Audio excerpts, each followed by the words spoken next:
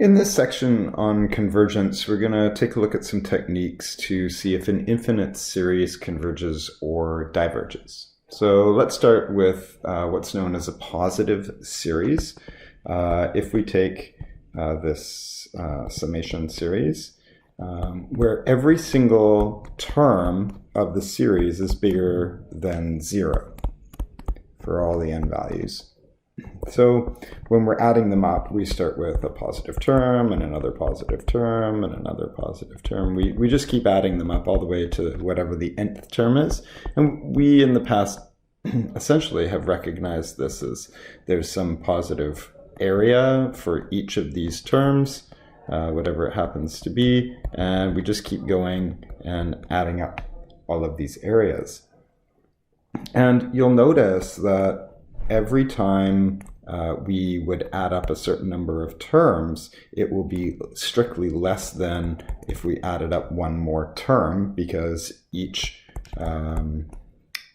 term adds in more value or more area.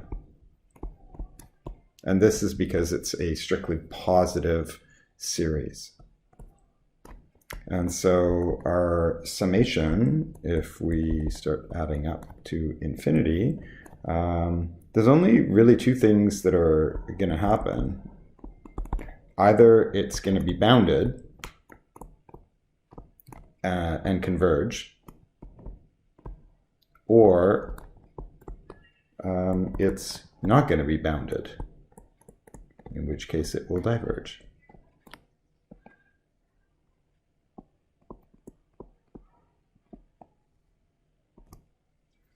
So if we start with a sub n being able to be written as a function, where that function f of x is, so it has to be positive and it has to be decreasing so that we add less area each time, and it has to be continuous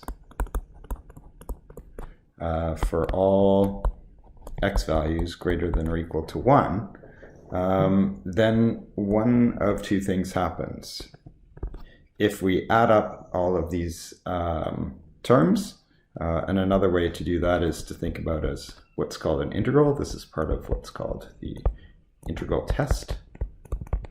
If you add up this and it converges, well, then the equivalent infinite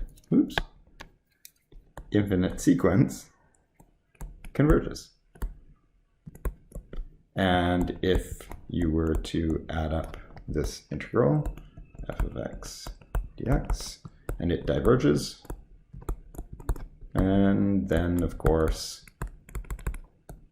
adding up all the terms will also diverge. So let's take a look at an example, probably one of the more important series to know about. So in this case, we want to show that the summation diverges, and this is known as, the series is called the harmonic series. And it is 1 over 1, and then 1 over 2, and then 1 over 3, and then 1 over 4, etc., etc., etc. That's what this is. So let's start by rewriting this as a function. So that's 1 over x. And then the integral test can be applied, as long as we have the conditions that this function is a positive function, which it is, that it is a decreasing function, which it also is, and that it is continuous, which it is. And so I can say, well, let's set up the integral of f of x dx, which is from 1 to infinity of dx over x. This requires us to deal with this improper integral, but not a problem. We have a way of doing that. And so I get the limit as r goes to infinity of ln of r, and this is infinite. And so therefore by the integral test, this diverges. So next we're going to take a look at what happens if we change this harmonic series a little bit and create a somewhat similar series. It's known as a P series. And so if we change the 1 over n to 1 over n to the power of p, this is the P series, and it converges under certain conditions. Namely, if the p-value is bigger than 1. If not, it diverges.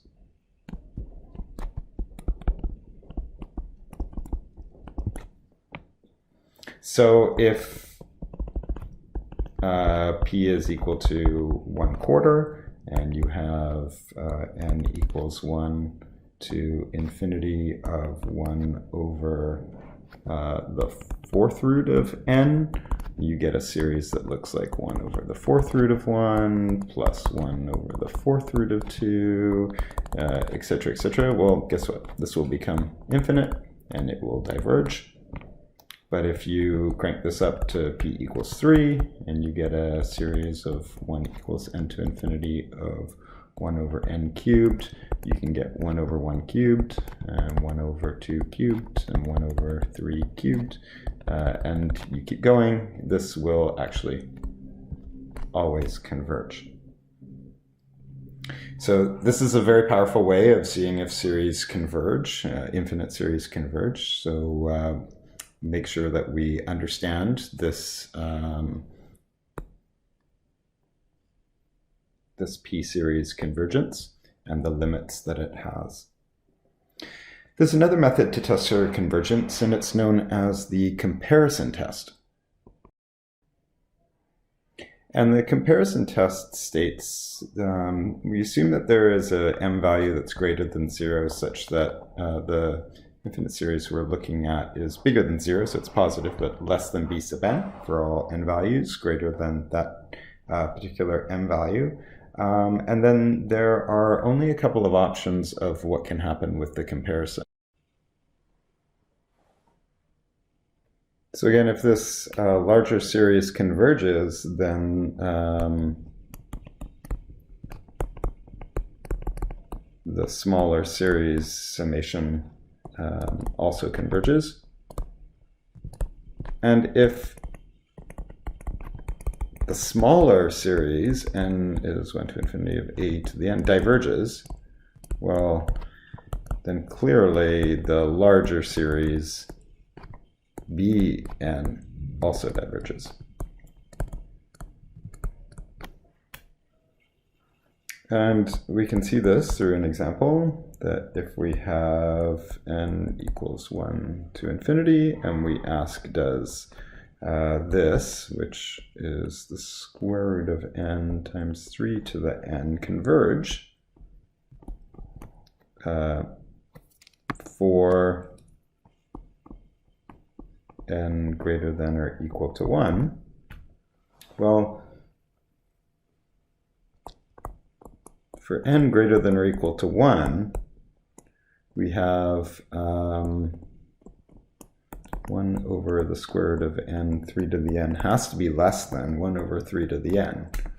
And so does 1 over 3 to the n converge is really the same question, because it's going to be larger all the time.